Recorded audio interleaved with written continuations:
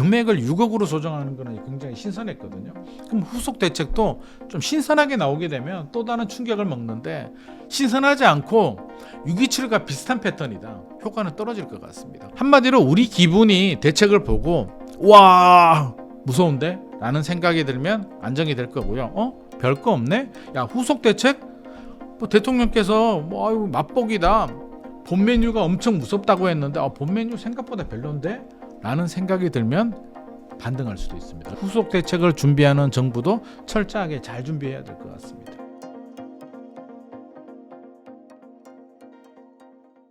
안녕하세요. 인터뷰 진행을 맡은 카프카입니다.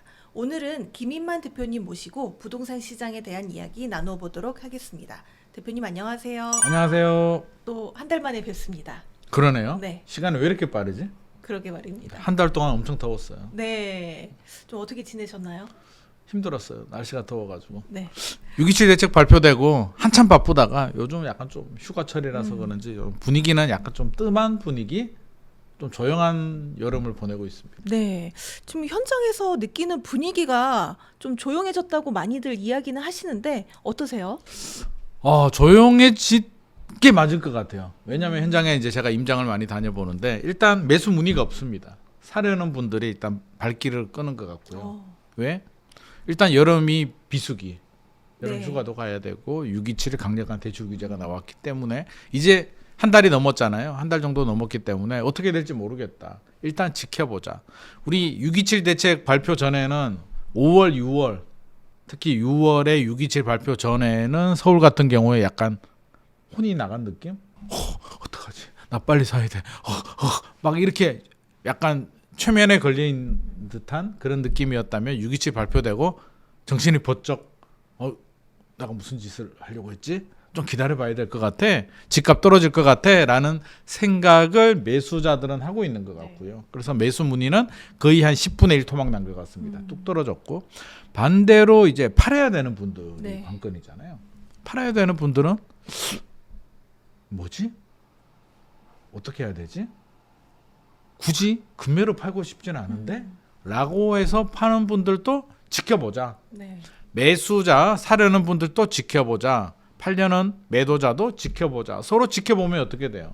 거래가 안 됩니다. 그래서 거래량이 뚝 떨어졌다. 근데 이걸 해석이 좀 분분해요. 이걸 하락으로 봐야 되느냐. 그러니까 소위 말해서 집값을 잡았다라고 해야 되는 건지에 대한 해석의 차이가 있습니다. 떨어지길 바라는 분들은 아직까지 집값 잡은 건 아니다라고 할 수도 있고 급한 불은 껐다. 상승세가 꺾였다라는 측면에서는 그래 이 정도면 괜찮지라고 할 수도 있습니다. 그래서 서로 의견이 분분하고 최근에 뉴스 보면 막 매덕 떨어졌다, 4억 떨어졌다 이런 것들 나오거든요. 네. 그래서 그것도 제가 팩트 체크를 또 했죠.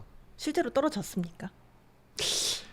이걸 떨어졌다라고 해야 될까? 정상 거래는 아닙니다. 마포에 아파트 2개가 이제 4억이 떨어졌다고 했는데 2개 아파트예요. 성산시형이라는 1986년에 지은 3,000세대가 넘은 재건축 단지가 하나 있고요. 월드컵 파크 3단지라고 이제 4억이 떨어졌다라고 해서 제가 현장에 가봤는데 성산시형 같은 경우도 20평, 23평이 공교롭게도 좀 많이 떨어지긴 했어요. 근데 이게 정상 매물이 아닌 게 23평 같은 경우에 13억이 넘게 거래가 되다가 네. 이게 7억에 거래가 됐다고 하거든요. 네. 이거는 너무하잖아. 너무 차이가 많이 나네요. 네. 네. 그러면 자 내가 급한 사람이에요. 급한 사람이면 물어볼 거잖아요. 얼마에 팔 수 있어요? 그러면 현장 부동산에서는 13억에 거래가 됐다면 진짜 금매라면 우리 10억이면 뭐 충분히 팔 수 있어요라고 할 거잖아요. 근데 7억이라는 건 말이 안 되고 현장 부동산에 나오지 않았다고 합니다. 그러니까 급하면 막 돌아다니면서 야 10억에 팔아줄 수 있어? 10억이라도 팔아줘. 안 되면 9억이라도 팔아줘라고 할 텐데 매물이 나오지도 않았는데 중개사를 통해서 거래는 됐어. 그러니까 아는 중개사를 통해서 아는 사람끼리 거래를 한 것으로 지금 추정이 되고 있습니다. 근데 그 월드컵 파크 3단지하고 차이가 나는 건 월드컵 파크 3단지는 특수관계예요. 증여성 거래. 그러니까 부동산을 통해서 거래는 했는데 예를 들어서 우리 카프카님하고 제가 특수관계야. 뭐 부모 자식이나 뭐 이런 특수관계라고 하면 내 집이 하나 있는데 제가 부모라고 한다면 집이 있는데 우리 딸한테 저렴하게 뭔가 주고 싶잖아요. 헐값에. 근데 너무 저렴하면 국세청이 이것들 봐라 너 증여세 안 내려고 너 탈세하는 거지? 라고 하는데 그 기준이 30% 가격 차이가 나게 되면 이제 걸립니다. 네. 그런데 거기 딱 맞춰서 상암 월드컵 파크는 팔았는 것 같고요. 성산시형은 특수 관계라기보다는 어떤 아는 사람끼리, 그러니까 부모 자식이나 이런 특수 관계가 아니면 카프카님하고 저하고는 아무 관계가 없잖아요. 아무 관계가 없으면 반값에 팔아도 국세청에서 뭐라 하지 않습니다. 아니 내가 10억짜리 5억에 주겠다는데 네가 왜? 무슨 관계 아니세요? 우리 아무 관계 아닌데요. 네가 입증해봐 라고 하면 국세청이 아무 말을 못합니다. 그래서 일단 이런 상황을 알아야 되고, 실제로 부동산에 가보니까 그 뉴스가 나오고 연락이 그렇게 많이 왔다고 합니다. 그 매물 나한테 달라. 네. 그거 나오면 연락 달라 그러는데 부동산 사장님이 그러더라고요. 그런 거 나오면 내가 하지. 또 손님한테 주겠냐고. 왜? 12억이 8억에 거래가 됐거든요. 월드컵 파크 3단지는. 전세가 6억이에요. 그러니까 2억이 있으면 8억이라면 만약에 2억이 있으면은 전세 끼고 살 수 있는데, 그러면 부동산 사장님이 2억 주고 사지. 그걸 왜 손님한테 주겠냐고. 그래서 우리가 그냥 막연하게 현장 부동산에 가서 좋은 금매 주세요 그러면 절대 나오지 않습니다. 부동산 사장님도 진짜 좋은 매물은 본인이 찍거나 친인척한테 팔거나 아니면 진짜 단골한테 주거든요. 그러니까 평소에 금매를 잡고 싶으면 그 지역에 있는 특정 부동산하고 좀 친하게 시간 날 때마다 커피 한 잔 들고 가서 네. 밥도 먹고 커피도 먹고 이야기도 하면서 좀 친밀해지면 금매물 받을 가능성은 높습니다. 그렇다면 거래량 자체는 확실하게 줄었는데 가격 자체는 또 그렇게 많이 줄어든 건 또 아니네요. 가격은 줄어들지 않았습니다. 실제로 뭐 일부 호가 내려간 매물들은 있습니다만 부동산은 통계를 보더라도 아직 하락 전환되지 않았고요. 심지어 한 달 지나고 하락 속도가 약간 완만해지는 느낌? 그러니까 627 발표 전에 이렇게 쭉 올라갔다면 서울이 0.43까지 올라갔었거든요. 평균 상승률이. 네. 그게 쭉 내려오다가 최근에는 약간 완만해지는 느낌이기 때문에 제 생각에는 이제 한 달이 지나니까 약간 적응하는 네. 느낌? 그렇지 않아요? 그렇죠. 627 발표될 때만 하더라도 뭐 저도 엄청 바빴거든요. 와, 이러다가 나 죽겠다. 나 이거 과로 살 수도 있겠다라고 생각이 들었는데 한 제 생각에는 한 3주 정도 지나니까 확실히 방송계도 좀 조용하고 연락도 좀 조용하고 이제 좀 냉정을 찾는 느낌. 아, 이거 좀 지켜봐야겠다. 불안해할 필요는 없겠다라는 냉정을 찾고 있는 것 같습니다. 최근에 그 주택가격 전망 지수가 3년 만에 최대 폭으로 하락했다고 들었는데요. 구체적으로 이게 어떤 내용인지 좀 쉽게 설명을 해주시면 좋겠습니다. 주택가격 전망지수 같은 경우는 이제 조사를 해요. 뭐 KBS도 조사하고 이제 연구기관에 따라서 조사를 하는데 이제 0에서 200까지 수치화해가지고 이게 위로 올라갈수록 나 사고 싶어요. 나 좀 사게 해주세요. 사고 싶어라는 심리가 강한 거고요. 반대로 100 아래로 내려오게 되면 나 팔고 싶어요라는 심리가 강한데, 이거는 우리가 이렇게 해석을 해야 돼요. 이제 설문조사를 하거든요. 네. 그러면 부동산이나 일반인들한테 설문조사를 하는데 지금 기분에 우리가 영향을 받는 거죠. 조사 시점에. 그러면 627 대책 발표되고 집값 오를 것 같아요? 떨어질 것 같아요? 라고 물으면 그때 분위기는 막 떨어질 것 같으니까 네. 떨어진다라는 부정적인 의견이 많이 나오는 거고요. 반대로 시간이 좀 지나면 아닌가? 라고 할 수도 있고 막 올라갈 때 같으면 높게 나오는데, 저는 너무 전망지수나 이런 데 너무 일희일비할 필요는 없는 것 같아요. 왜? 전망지수는 우리 과거 지수예요. 그렇잖아요. 조사하고 집계해서 발표되는 데까지 시간이 걸리기 때문에 이미 일주일 전, 2주일 전의 심리를 굳이 우리가 이걸 지금 보면서 나의 미래 판단, 그러니까 집이라는 건 미래를 보고 사는 거잖아요.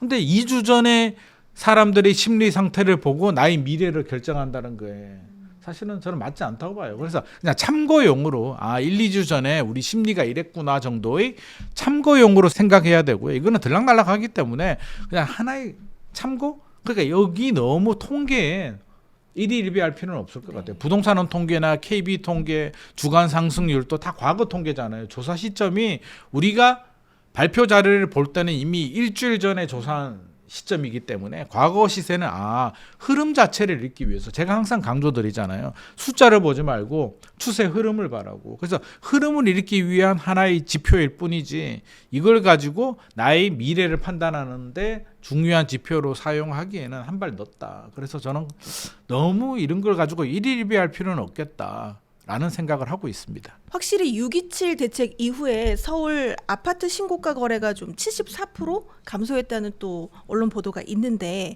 이걸 또 어떻게 해석하면 좋을까요? 신고가 거래도 줄어들긴 했는데 이게 좀 재밌어요. 일단은 거래량을 보게 되면 거래량이 조사기관에 따라서 차이는 있습니다만 한 75% 정도 거래량은 떨어진 것 같아요. 75% 정도 거래량은 뚝 떨어졌는데 또 서울 아파트 중에 물론 당연히 신고가도 비중으로 따지면 줄어들긴 했는데 세 채 중에 두 채는 또 신고가예요. 거래되는 것 중에. 그러니까 거래량은 떨어졌는데 그래도 거래되는 게 있잖아요. 거래되는 매물 중에 세 개 중에 두 개는 또 신고가라니까. 그러니까 이게 우리가 잘 봐야 돼요. 시장 상황을. 뭘 잘 보냐면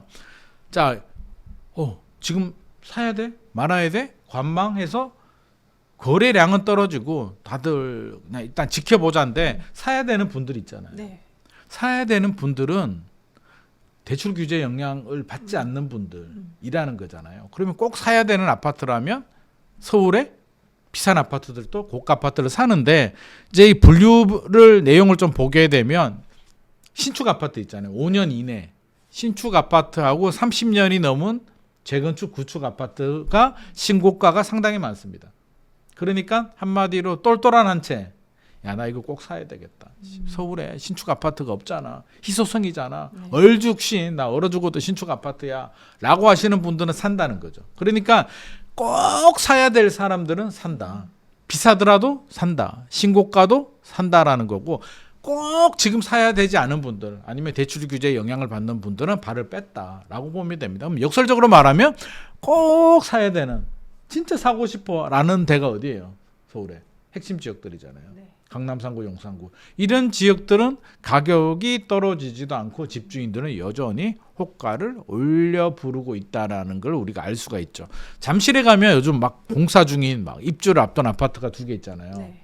그 롯데타워 옆에 잠실 네. 르엘이 있고 그 옆에 레미안 아이파크 잠레아라고 하는데 이 두 개 아파트가 있는데 보니까 완전히 거래량은 줄어들었는데 집주인들은 뭐 계속 호가를 올리고 있습니다. 그래서 이거 살려고 하면 신고가 아니면 살 수가 없습니다. 왜?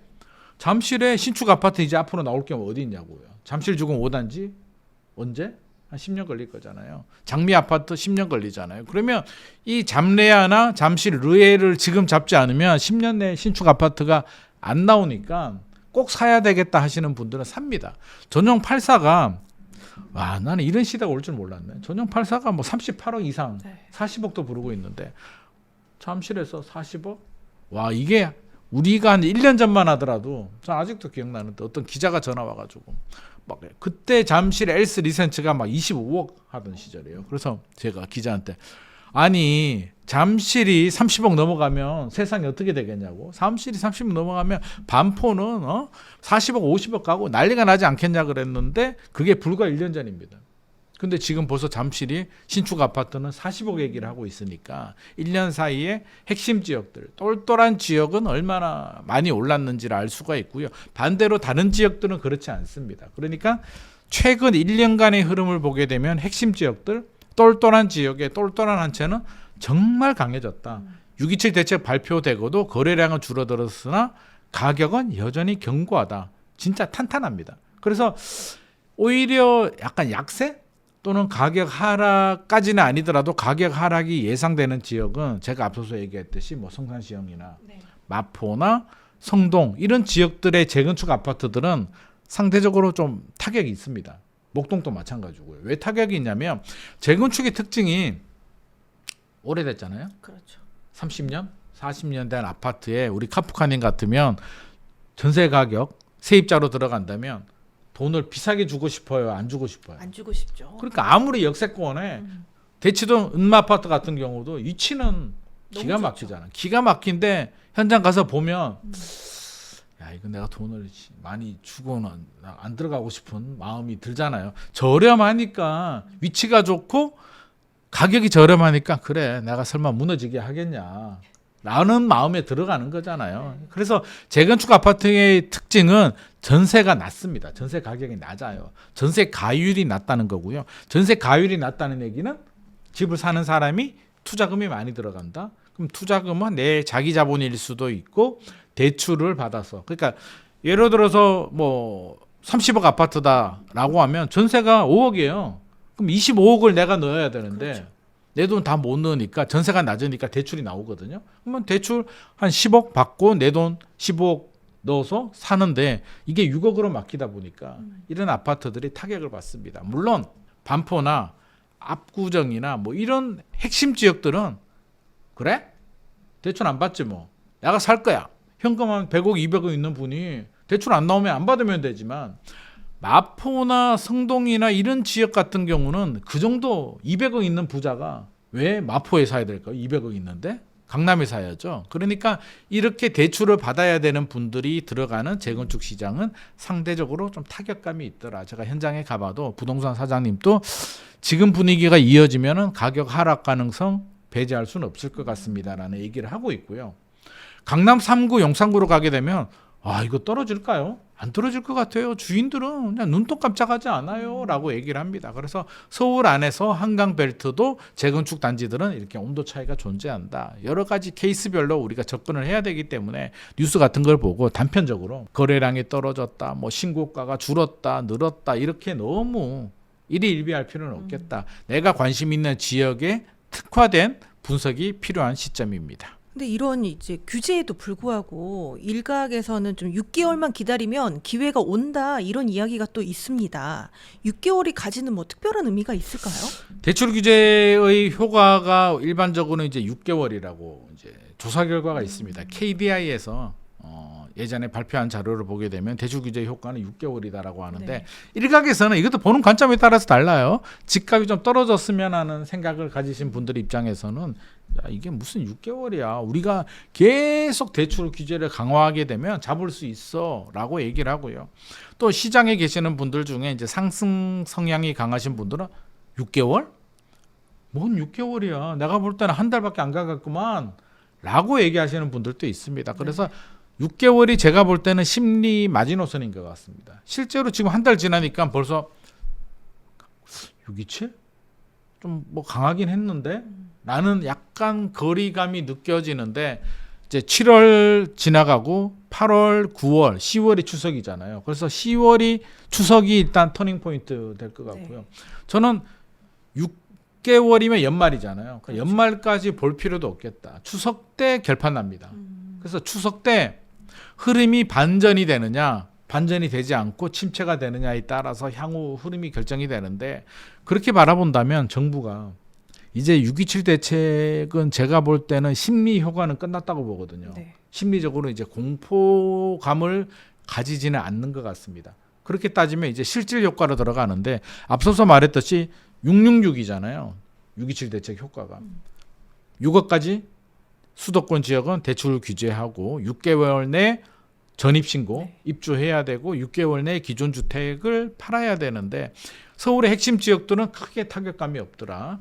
반대로 서울 외곽이나 경기, 인천 같은 경우는 좀 타격감이 있어요. 그래서 왜 타격감이 있냐라고 보게 되면 6까지 대출을 받을 필요는 없는데 이게 전입신고가 네. 이게 상당히 번거롭더라고요. 그리고 기존 주택을 팔아야 되는데 예를 들어서 뭐 상계동이나 인천이나 뭐 경기도 수원이나 고양시 일산신도시 같은 경우에 전세 끼고 살 수 있잖아요. 네. 한 6억 7억 아파트 뭐 전세가 3억이면 내 돈 3억 보태서 살 수가 있는데 이게 여러 가지 좀 번거롭다는 거죠. 대출만 받으면 무조건 입주를 해야 되기 때문에 이들 지역들은 좀 영향을 좀 타격감을 받고 있습니다. 근데 일단 여름은 비수기 휴가 갔다 와야 되죠. 7월 8월 날씨가 또 너무 더워. 이 더운 날에 집 보러 가는 사람은 나 진짜 내 커피 한 잔 사주고 싶네요. 진짜.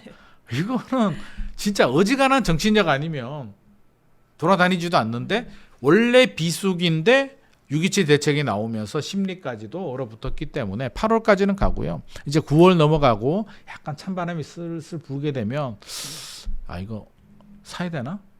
어떡하지? 사려고 생각했던 분들이 이제 다시 한번 더 전략을 짜거든요. 그래서 추석 되면 이제 쉬잖아요. 한 일주일에서 열흘 정도. 네. 쉬면은 이제 또 친구들도 만나고 친척들도 만나고 내 생각도 정리하다 보면 두 가지 방향이 결정이 돼요. 사야 된다. 사지 말아야 된다가 결정이 되는데 나는 안 살려고 했는데 친구들이나 친척들이나 가족들 만나고 보니까 야 분위기가 그게 아니야. 내 생각하고 달라.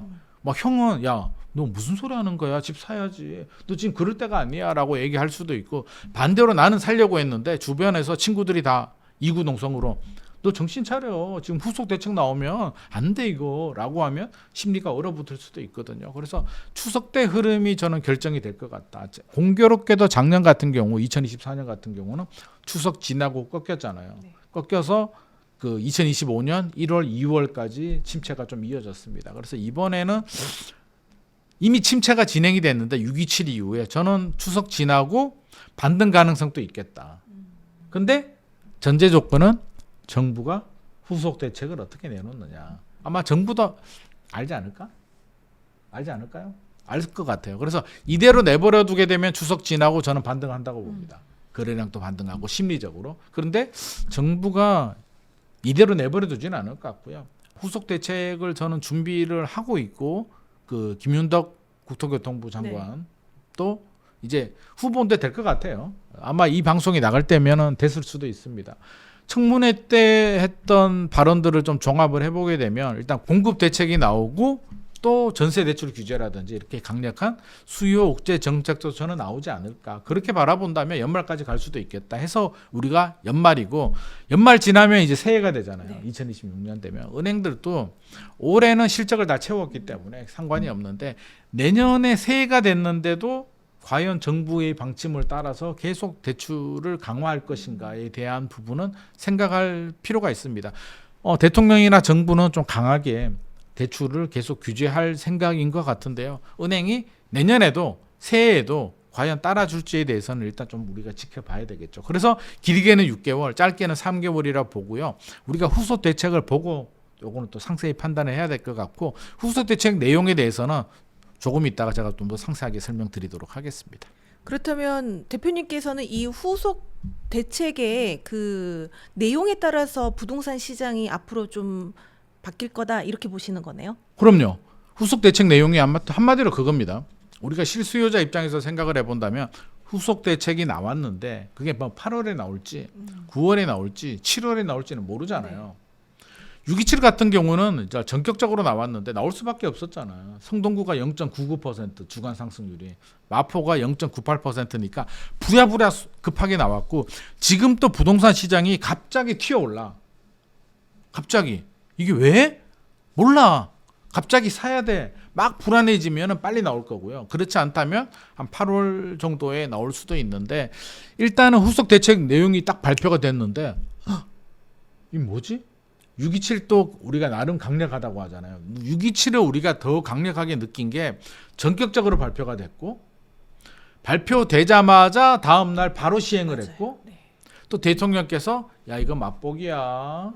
겁을 한번 딱 줬어요. 이 세 가지가 콜라보가 되면서 이제 공포감이 굉장히 커졌는데 한번 경험을 했잖아요. 그러면 후속 대책이 똑같은 패턴으로 나오게 되면 저는 적응을 좀 할 것 같아요. 네. 또 하루 다고 다음 날 시행이라고 하면 역시 이재명 정부는 이제 이런 스타일로 가는구나라고 이제 알고 있습니다. 그래서 똑같은 패턴으로 가게 되면 저는 효과가 좀 떨어질 것 같고요. 좀 다른 패턴으로 가야 되는데 내용도 6억 대출 규제 신선했잖아요. 네. 와 기존에는 우리 몇 년도였죠? 2020년도였나요?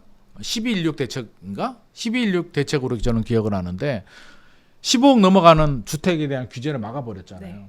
그게 강력한 대책인데 금액을 6억으로 조정하는 거는 굉장히 신선했거든요. 그럼 후속 대책도 좀 신선하게 나오게 되면 또 다른 충격을 먹는데 신선하지 않고 6.27과 비슷한 패턴이다. 예를 들어서 전세는 3억으로 비슷한데? 라는 느낌이 들면 효과는 떨어질 것 같습니다. 그래서 좀 더 파격적으로 공격적으로 와 이건 뭐야? 뭐지? 라는 생각이 든다면 하락 전환 가능성이 있습니다. 근데 야 이거 되겠나? 야 이거 좀 약하지 않아? 라는 대책이 나오게 되면 공급도 마찬가지죠. 여러 가지 공급 대책들을 발표할 텐데 내용을 들어보니까 많이 보던 건데 네. 새로운 건 문재인 없죠. 윤석열 정부 때 많이 보던 건데 라는 생각이 들면 효과 없습니다. 근데 와 이거 신선한데? 야 이거 될 것 같아. 기다리면 내 집 마련 할 수 있을 것 같아라는 생각이 들면 의외로 심리가 안정이 될 수도 있습니다. 그래서 한마디로 우리 기분이 대책을 보고 와 무서운데? 라는 생각이 들면 안정이 될 거고요. 별거 없네? 야 후속 대책? 뭐 대통령께서 뭐 아유 맛보기다. 본 메뉴가 엄청 무섭다고 했는데 본 메뉴 생각보다 별론데? 라는 생각이 들면 반등할 수도 있습니다. 그래서 후속 대책 어설프게 준비하면은 반등할 수도 있습니다. 오히려 후속 대책 때문에 반등할 수 있어요. 왜? 맛보기라고 해가지고 잔뜩 겁먹고 쫄아 있었는데 본 메뉴가 야 이거 공포 영화 보면 그런 게 있잖아요. 예고편 봤는데 너무 무서운 거야. 이거 와 실제로 영화관 가서 봤는데 예고편이 제일 무서워. 그거는 영화 망하는 거거든요. 네. 그래서 후속 대책도 그거예요. 예고편보다 더 무섭게 강하게 나오면 완전히 시장이 얼어붙는데 예고편이 제일 무서웠다 그러면 시장은 반등합니다. 별거 없네? 그러면 다음에도 별거 없을 거 아니야 라고 생각을 하고 있기 때문에 후속 대책을 준비하는 정부도 철저하게 잘 준비해야 될 것 같습니다.